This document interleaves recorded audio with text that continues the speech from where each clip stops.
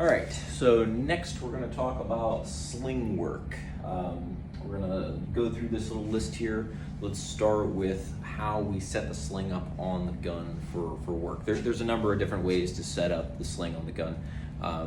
This one in particular I use the most often because it's easiest for me to work with the gun and not have it get in my way. So you know, you're doing your carries, you're doing everything. You don't want this gun moving around. It's really going to be a drag if you've got a gun flopping all over the place while you're trying to do some work. You want it on, so we want it to be tight. So the positions of the sling that I have set up, I've got these QD mounts that go into the gun. You don't have to use them. I just like to use them because you know, sometimes I'll transfer slings between guns. It's not like I need to like take the sling off for any particular reason. It's just simply there because I can pull it off and I can move it to another gun if I want to. The way that I set up a sling is going to be always forward of my hand stop. So you know that we have a hand stop, and we had kind of talked about that the last time we shot. There's a couple reasons to use a hand stop. So you can see I've got mine here. Let's say this is the front of the hand stop right there. And I'm always going to have the sling set up just in front of the hand stop. Okay, so if you have a rail that comes out to like here or something like that, it doesn't need to be that far out. It can be that far out if you want it to be, but I'm just in front of the hand stop is usually what I'm looking for. Okay, so that's in front of the hand stop on the support side of the gun, on the left side of the gun. Then on the strong side of the gun, I come around the buttstock. Okay, so you can see I've got the sling up front, I've got it on the other side of the gun, and then I come around the buttstock to clip in over on that side. And the reason that I do that is because if you clip on the opposite side here, it'll get tangled and just like flop around, and it won't be like as comfortable. So I'll always just come around that side, this other side, the support side of the buttstock, to clip in. And again, I've got a QD over here. You don't need a QD. Just having one set up on the gun is totally fine. You're not going to need to take the sling off or anything like that. All right, second part of sling setup is how to do the adjustments. The way that I have set this sling up, and actually all my slings, is so that I can wear all of my slings with armor. Okay, wearing it with armor is going to be different than wearing it with without armor. Okay, so when I am in the sling and I have the sling adjusted to the loose setting right here, which is this little guy pulled all the way out, is as loose as it can get. I have the ability to work with the gun, move the gun around, do whatever I need to do with the gun. And then when I go to stow it, what I'll do is I'll run that gun behind, and then I can pull down on this pull lever, okay? And I can get this as tight as it will go, and now it's set up so that it'll be so tight across my armor that it won't be able to move at all. Okay, so this gun is like strapped in there. I can run, I can jump, I can do flips, I can do all sorts of fun stuff with it.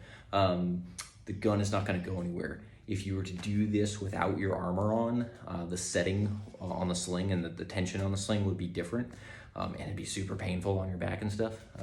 So it's better to do this with armor on and set your sling up with the armor on than it is to just do it with armor off and think that it'll work. This, you know, armor is going to add some bulk to you. So having that sling set up for armor is better than not doing it. So we've got the gun on. It's actually slung up tight. This is what I would call my working position for the sling. So there are a couple ways to do this, so we'll talk about it a little bit later. But this is my working position, which is a super tight sling.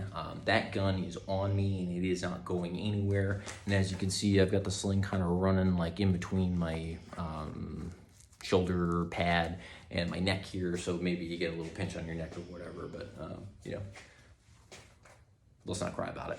So, you know, you've got your sling kind of poking in between these two here. This thing's on there, it's not moving anywhere.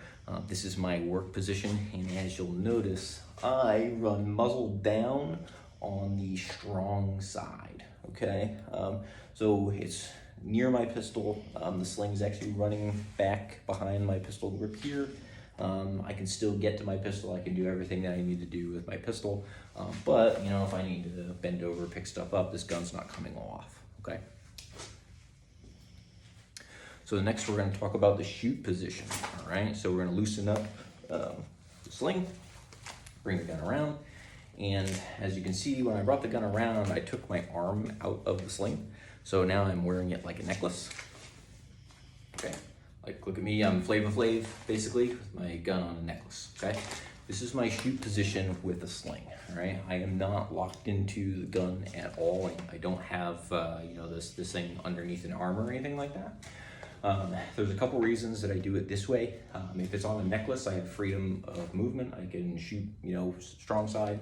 I can move it over, and I have room to shoot weak side. I can throw it off or something. I'll usually take it off if I need to go prone, but you can still go prone in this position. If you are wrapped around the sling like this with it under your arm, yeah, sure, you can shoot strong side, but you ain't shooting weak side, and you're also not going prone with it.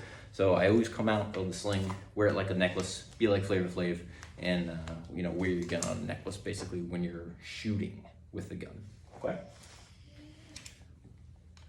There are some other reasons that you would be in a sling to shoot. Probably one of the biggest is putting sling tension on the gun. It actually makes you a little bit more stable if you do that. So you could sling up, you can tighten the sling so it's super tight, and now you can take your support hand, right this way. Take your support hand and you could put it on the sling to really tighten it up, okay? And now you're using sling tension to kind of hold yourself stable. You can practice that if you want. I would say it's kind of like a little bit more of an advanced technique. And the reason that I say that is because it takes a little bit longer to get into that position without practice. So for all the stuff that we do for the tactical games, I would just come out, you're gonna be huffing and puffing. Like, I don't even do supported sling tension or anything like that when I shoot.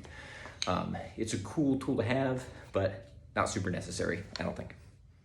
So let's talk about bringing the gun forward. Right now I have it in my working position. It is cinched up, super tight. It's not gonna come off until I am ready to loosen it up. In order to loosen the sling, on this particular sling, the VTAC sling, they've got like a little pull knot here, okay? And just a little bit of pressure on that will loosen the sling up. You can see it dropped out like as soon as I pulled it up, okay? So it dropped out to the loose position, okay? From there, because I work muzzle down on the strong side, I have to lift the sling over my pistol grip, okay? So you can see it's kind of stuck behind my pistol there, and I actually have to work it around to the front, all right?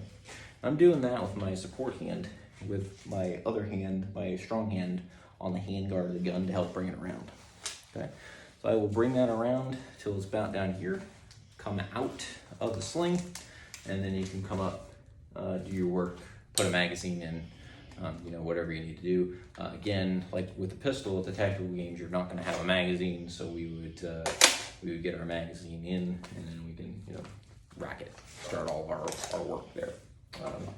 So I did talk about in the last video about how we're orienting magazines. So pistol goes forward or towards the pistol. Rifle goes that way, backwards or away from you. The reason for that is so you can grab it like it's a beer can, right? Like you're chugging a beer can basically, right? Give her a big grip, pull it out, and then now when you have reoriented your hand, the bullets are now facing forward, right? So reach back, grab it, beer can it, pull it up, and now you're ready to put it into your gun. All right, so kind of looks something like this. And you wrap it down. Okay, let's do it with this thing open.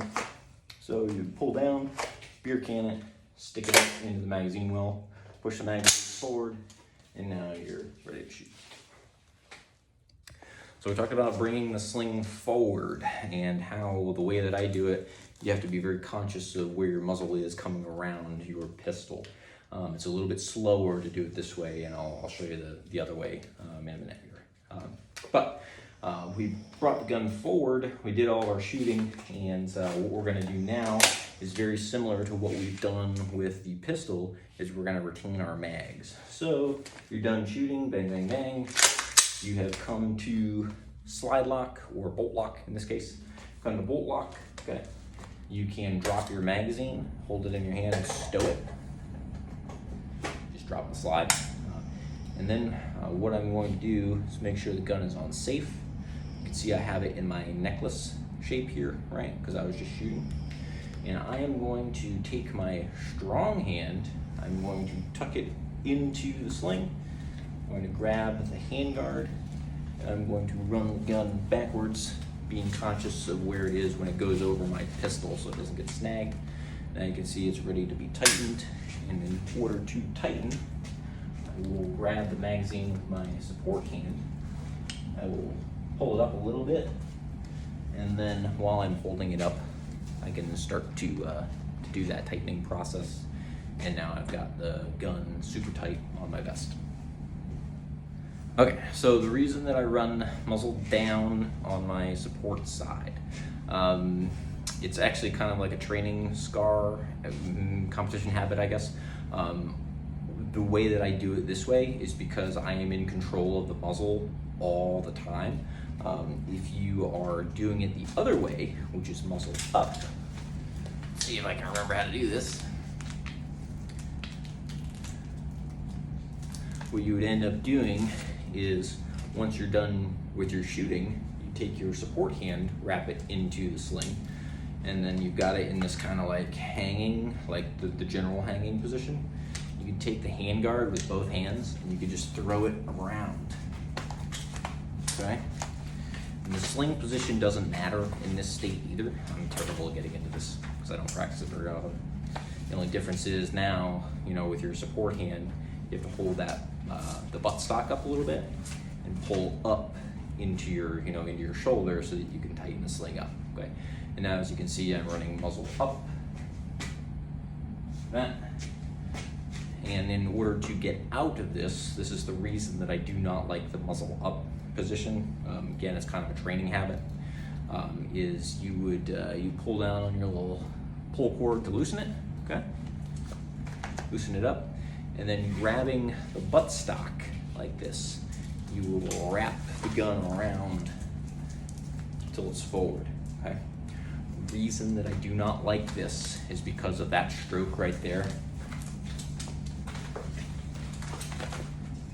Get in there, okay? It's because of that stroke right there where you're grabbing the stock. You can see that the muzzle is pointing behind you, which is usually where the safety officers and ROs and spectators are. And even though the gun is empty and it's totally legal for you to do this at the tactical games, I just don't feel comfortable ever pointing my muzzle at, you know, other people errantly. So the reason that I always do this muzzle down on the strong side is because I always have control of the muzzle. I can see the muzzle all the time, and I can always keep it oriented at the ground or whatever until it comes off and goes up into the berm. All right, that is Sling Management 101. Your VTAC sling will operate exactly the same way that mine does, because I think you got the exact same one, so we shouldn't have any trouble there. And if you do have questions on setup, just let me know. All the adjustment that I've done, by the way, is actually on the forward portion of the sling. And I have these rubber bands that kind of take up a lot of the excess of the sling. I don't like to cut slings in case I decide to do something crazy in the future or something like that. But yeah, I've got this rubber band just kind of holding everything together on the slack there.